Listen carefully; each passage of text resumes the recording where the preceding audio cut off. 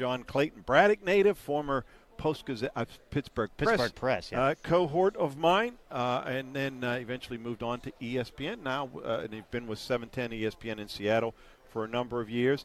And, John, two things. One, anybody who has ever seen the commercial you do absolutely loves it, the one you did for ESPN. The best commercial on ESPN. Absolutely. Appreciate that. And so many people disappointed with the moves made by ESPN that cost you your airtime. I know it's not costing you financially. No. Thank goodness for that.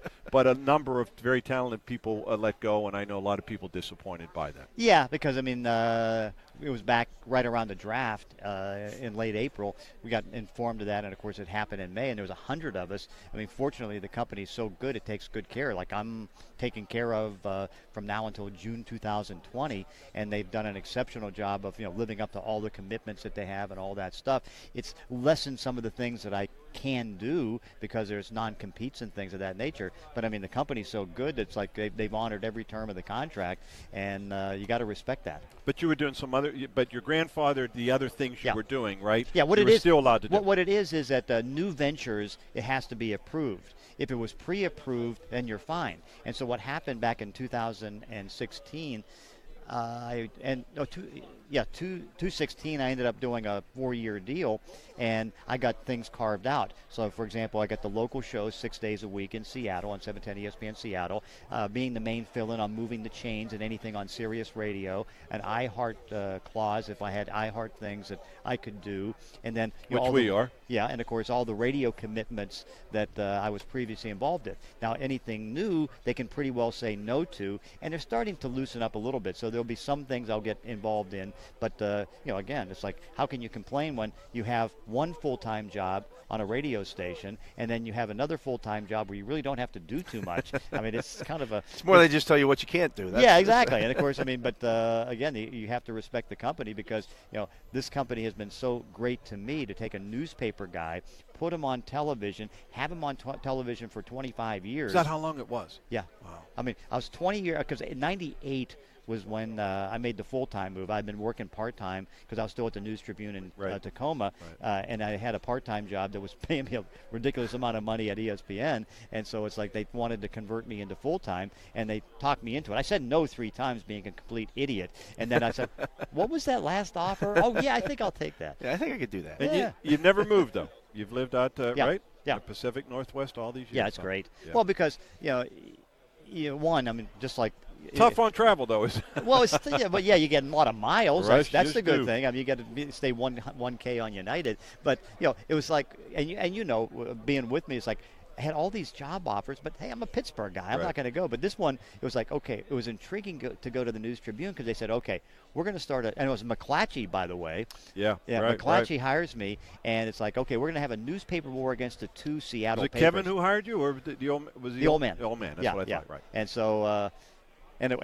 So I ended up getting that. We're going to have a newspaper war, and they lived up to that because within 2 years they loaded up all the beats. We were breaking all the stories, and then we became AP Top 10 within 2 years.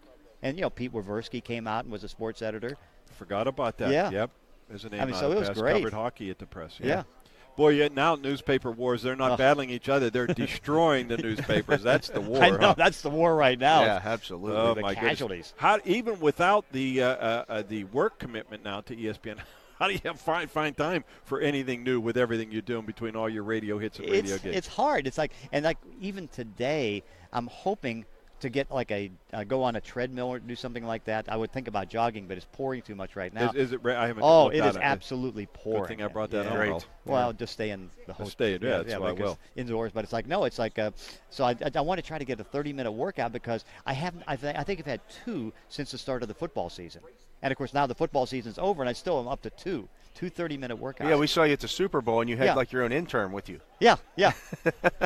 So, I mean, do you figure, John, I mean, really, that you're going, what, do you get an hour break? Or, I mean, basically not even that. I can't even find a half hour. I mean, it's great because, and as you know, I became so geeky in this business. It's like I study so much as far as salaries and databases and stuff like that.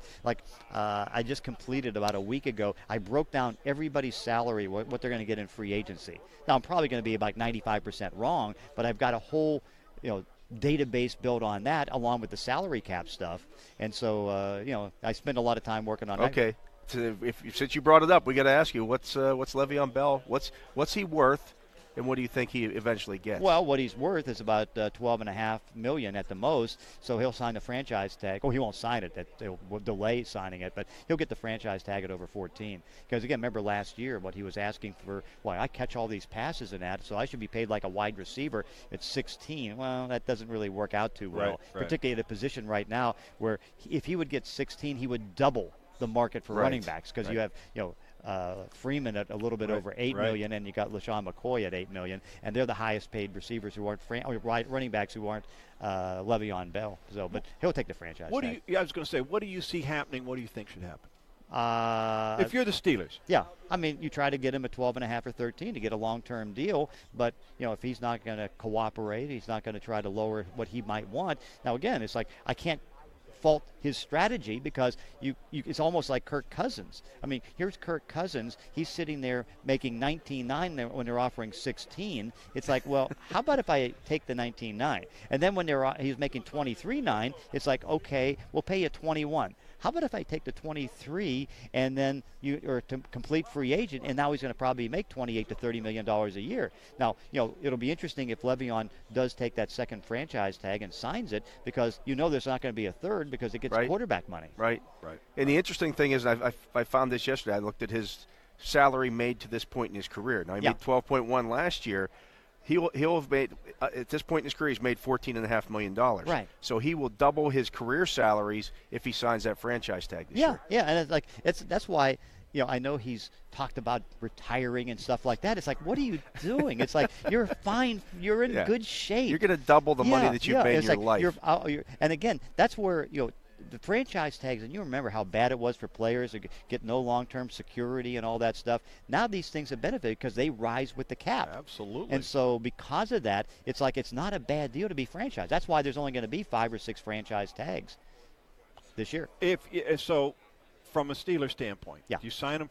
You prefer to sign them long-term? I know you take a big hit, obviously, with the tag. Yeah. But you have a lot of money in Antonio Brown, big-time money in Ben Roethlisberger. You have re-signed every one of your offensive linemen.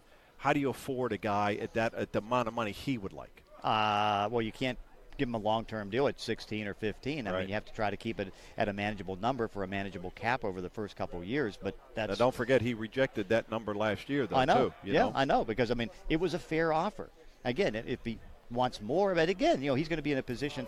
It'll be interesting next year if he does hit free agency, what somebody will pay him. Right. Because, again, he's the best back in football, but how much is the best back in football going to get? And, fortunately for him, it's a franchise tag this year because look at all the running backs being cut right now. This is the best running back class in more than a dozen years, and you can see that it's already having an effect because each day 1 or 2 running backs in their 30s or late 20s is getting cut or told. I mean, Frank Gore was told yesterday that he's not coming back. They've already cut Doug Martin. They've already gone through a whole lot of running backs. Jonathan Stewart, yeah. Yeah, it's interesting. And you watch the Murrays will get it in the next month. Latavius. It just makes sense that for DeMarco Murray, I mean, they've got Derrick Henry sitting there. Right, exactly. And you got to give that guy. I mean, you drafted him, and you got to pay him. Well, I was in the sidelines for the Seattle-Tennessee game, and that was the game that really DeMarco Murray first realized he was in trouble long term because the talk was that Henry was going to get a chance to start taking over in that game, and Murray was hurt, and so he came to the sidelines in the first quarter and he made a beeline to make sure he got back because he knew what was coming up, and he'll find out next month what is coming up. Speaking of sidelines, opposing sidelines, that's one of the other things you do, John. You do the opposing sideline radio report, for Seattle Seahawks. Right. Right. Yeah. Correct? Yeah. Which is a blast. Yeah. How long have you been doing the sidelines? This is 2 years now. I did 4 for ESPN Radio 2 years ago, and then I did all the sidelines home and away this past year, and there's a couple other things I might be able to add on some sideline stuff for some other people too, but it's just a blast. It's one of the most fun things I've ever done. I mean, you see things that you don't get to see in the press box. Oh, I believe that. I mean, it's like, and then you hear things that you don't see. Oh, yeah. Well, yeah. Well, let's put it this way. It's like literally I am like 5 feet away from Woodland Hills Quentin Jefferson when he's ready to jump into the stands in Jacksonville, and I'm standing back far enough, hoping I'm not going to get hit by the beer that was being thrown. You weren't going to protect a fellow. I was, yeah, but it was so it's like I had to take care of my homeboy from Woodland Hills. But here's Quentin Jefferson trying to jump the wall to get up there, but you're down there on that, and then you're down. I was Sammy Watkins in the Ram game. He would walk past me, not recognizing who I was, like 6 times saying, "I'm sick of being this decoy. They're all sending me deep, and I never get the ball." It's like, oh, okay, sick of being decoy. Oops. Yeah, and then it's like you got that, and then I still remember DeAndre Hopkins. He had like 200 and some yards against the Seahawks in a game, and every time he would run down the left side, and every time they would throw to the right, he's putting his hands up like that. It's like, how come you're not throwing to my side? It's like, you got over 200 yards. What's the deal? And he was doing that every time he threw to the right. We got to take a break real quickly. Browns have the first pick and the 4th overall pick. What do you think they do? Sam Darnold, and then they either take Chubb or they take Barkley. Yeah. I think the preference would be to go on offense and get Darnold and then get Barkley. But the question is going to be, does Barkley go at 2 or 3? Right. Dale and I were talking about that. I think if he's there, because he might not be there, Barkley. To me, if you can get Darnold or whoever they think, but probably Darnold and Barkley, that's not only a home run, that's a grand slam. Oh, it is, because, you're looking at probably the best back since Adrian Peterson. And he's going to have a great one. And of course, he's a special back. He really is. And so I would have to think, but that's the thing. It's like there's some people there saying they should take Barkley number 1. And I said, no, Kevin Costner is not doing this draft. Right. He did draft day and take the running back. John Clayton of 710 ESPN in Seattle, and, well, I hate to say formerly of ESPN because financially you're not right. You're still there. But we miss you on television. Always good joining us, brother. Okay, thanks.